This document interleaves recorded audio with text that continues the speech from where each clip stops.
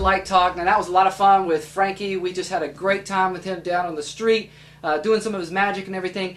Now it's time for some comedy. Not that Frankie wasn't funny, because he said he wants to be a comedian, and he is really funny. But I tell you, that whole fork melting trick, I still don't know how he does it. People ask me, hey, did he tell you how to? No. He keeps a secret, okay? All right, well, my next guest is just an amazing performer, very, very funny guy. He's been doing comedy since the 70s, all the way from Philadelphia. Please welcome Gordon Douglas. Hey man. Thanks, Sam. How are you, bud? I can't believe that you're here in the studio with me. This is amazing. Quite a walk from the dressing room. I know. Oh, and I hope that the heat doesn't bother you too much. You know, we still haven't gotten the AC worked out. No, part of our goal as Christians is helping people avoid the heat. So. Yeah, that's right, that's right. Well, now you've been doing comedy since the 70s. How did you get into this? Well, one day there was a boy on my Little League team, and I knew his mom was singing and working with Frank Sinatra and doing a lot of big-time stuff, and I told her, I said, you know, a lot of people say I'm funny. What's it take to get started? She said, well, give me a tape of your act. So I went home and I told a bunch of little stories I used to tell at parties when everyone else was making out and I couldn't get a date. Oh, so I gave her a little cassette of my stories that she called me the next day and she said, come visit. And I went over to the house, she handed me the cassette and said, this is really cute. People don't pay for cute. She said, you got to tighten this up, you got to work on that. She said, if you get 6 good minutes, you can open for me. Wow. And she worked with me for about 6 months on how to take a 10-minute story and make a 2-minute joke, and how to set it up and exaggerate it. And then she let me open for her, and for 2 years she took me around on the road.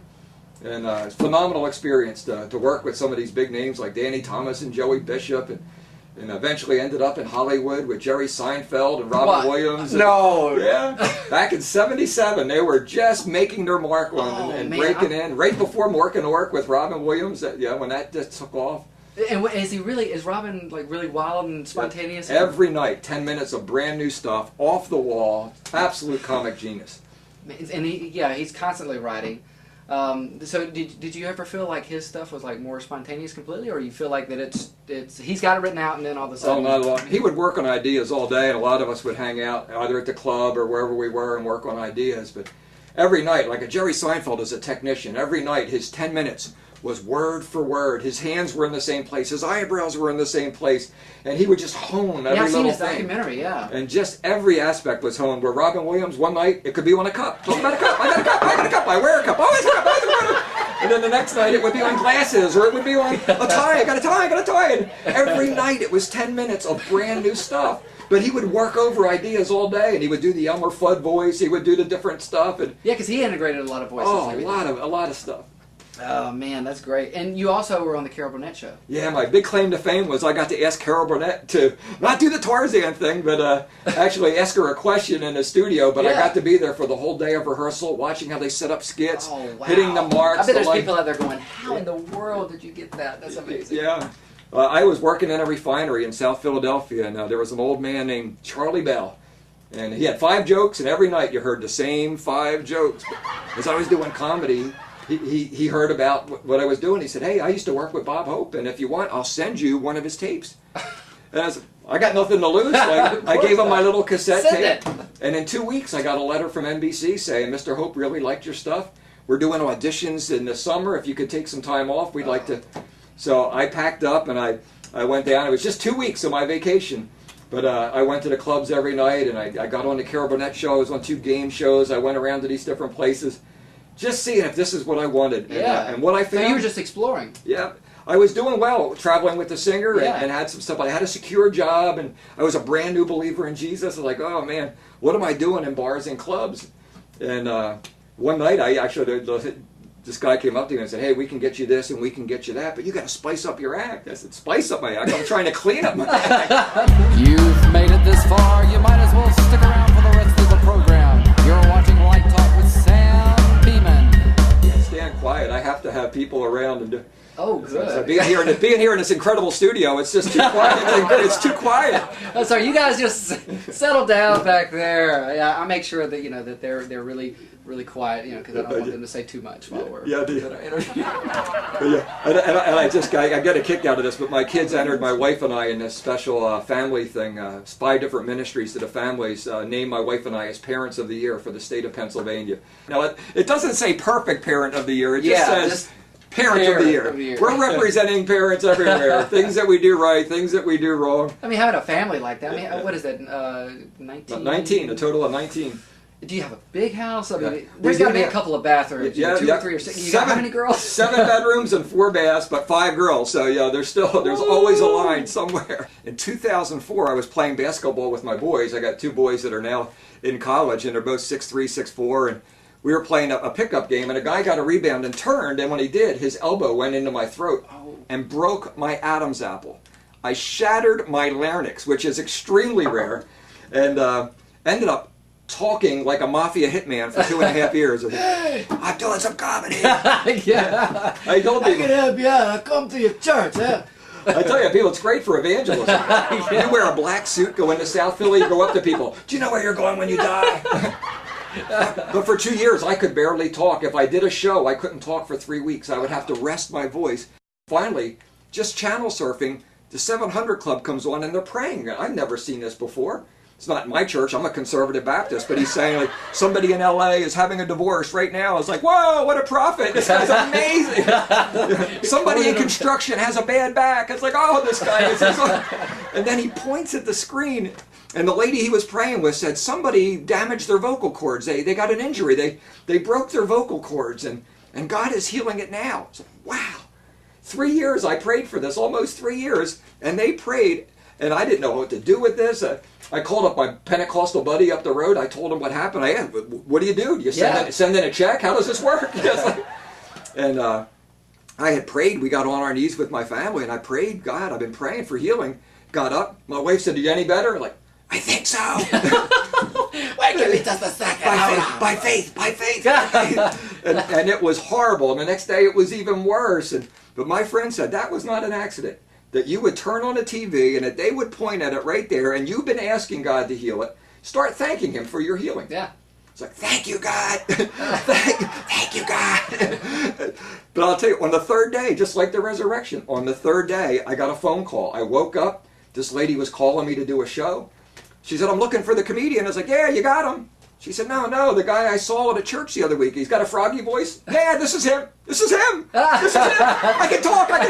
Yeah, they've got the whole interview on. It's on YouTube now. It's 700 Club, CBN, a froggy voice comedian. But I kept doing programs as best I could, being faithful in small things, little heated garages, little places anywhere. Little heated garages. It's like a sauna down here. Yeah. What a break. Oh, man. We need to be baptized. Oh, woo. Well, and everything's going well now. I mean, obviously you can speak very well. God has healed you. 100%. And of course you're touring all over the country. And we actually have some footage of Gordon performing at a high school. So we're going to go ahead and run that clip. We'll be back in just a moment. Live Talk presents Stand Up for Jesus. And now here's your feature comedian, Gordon Douglas. Did parents ever tell you these are the happiest days of your life? It's a lie. I hated school. Yeah, we didn't have fancy stuff like this, my goodness, but my parents always, these are the happiest days of your life. I was miserable in high school. I just had my 30th high school reunion. There's a lot of parents who are parents. Things change in 30 years, don't they? Like the homecoming queen? Oh, time has not been kind. And I went there, I looked at all the girls who turned me down in high school. I said, look what you gave up. That's not the joke. I'm at my peak right now. This is as good as I've ever been. 6'3" and 119 when I graduated high school. That is skinny. When your pajamas only have one stripe, that is skinny. When your wife blows in your ear and you fly across the room, that is skinny. I mean, how many people do you know have to keep wallets in both pockets just so people think you have a hiney? It's tough. I got a fourth grade son, 4-year-old boys, 10 years old, like the 10-year-old boys, church picnic. We're at a church picnic in front of everybody. He yells across, "Hey, Dad, you know what you get when you eat beans and onions? What do you get, son? Tear gas." It's like, I do fundraisers, and I speak to a lot of senior citizen groups, because God bless the seniors. They have more reason to complain than anybody, but they're the happiest, supportive people. I love seniors. I love doing shows for the old folks. And I was at a show a few weeks ago. The congregation looked like a box of Q-tips. It was an old group. And the guy who paid me, his social security number was 6.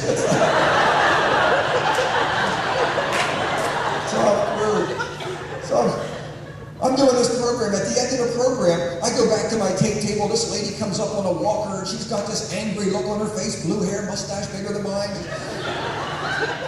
She's like, "Gordon, I'm upset with you." And I said, "Really upset? What did I do? What did I say?"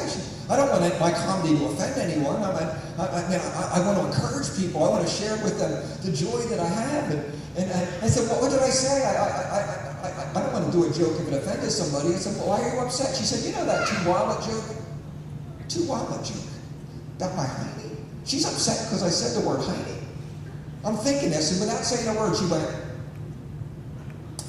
"The wallets aren't working." Grandma was checking me out.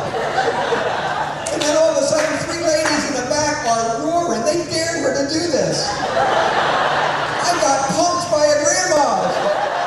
And we're back. That was, yeah, that was so much fun. I mean, just watching you on stage and everything, and how you work with the audience. And you've also done stuff for Amish community. Yeah, I did not a fundraiser, a conference for Amish dairy farmers. Wow.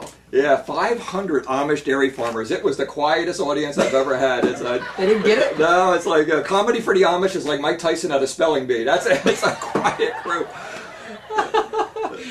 Do you think anybody Amish might be seeing this interview? Yeah, no, I doubt it. There's a couple backsliders, maybe a TV in the barn or something. We got some electricity. Yeah. Here's a car. Okay, so. But actually, they have a wonderful sense of humor. It's just that they don't laugh out loud. Wonderful people. They nod and they smile. In fact, this lady came up to me after the show. Little bonnet, all dressed, the little gingham dress, and the husband's there with the suspenders on. And she says, "I got a joke for you." And her husband's like, "Oh my goodness." My wife's, she said, "You know why the Amish have so many kids?" I said, "No, she's doing blue material to a Christian comedian?" "Why do the Amish have so many kids?" She said, "Because of the men at night." What? Mennonite. She said, "Get it? One of those pokers, get it? And the husband's like pulling her away. Like, "Come on, honey, come on, right over back here. to the buggy. Well, tell everybody a little bit about your website, how they can get a hold of you. I know that people are probably watching now and go, "Man, I want to book Gordon for my church event or my cancer event." I love to do church events, anywhere where I could share my testimony and share the good news. My website is easy. It's my name, Gordon Douglas is funny. Can't lie, I'm a Christian. GordonDouglasIsfunny.com. And there's sample videos, my schedule's on there. There's a little bit about our Operation Belly Laughs. We have a wonderful ministry that's completely free, where if you know a soldier, we will send them 2 or 3 comedy DVDs.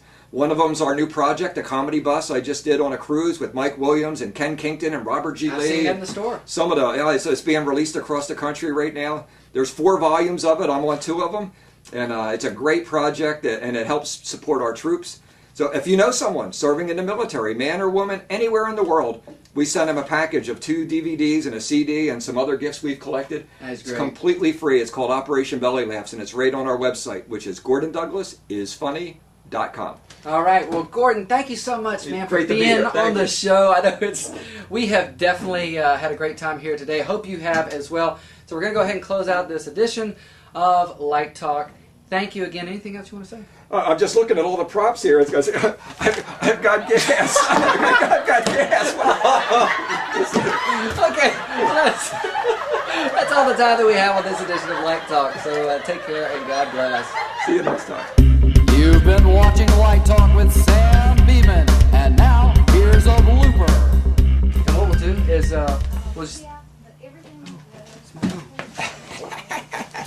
like, I'm right in the middle of an interview, Mom. Love you. Thank you, Mom. Okay, I'm about to start this show.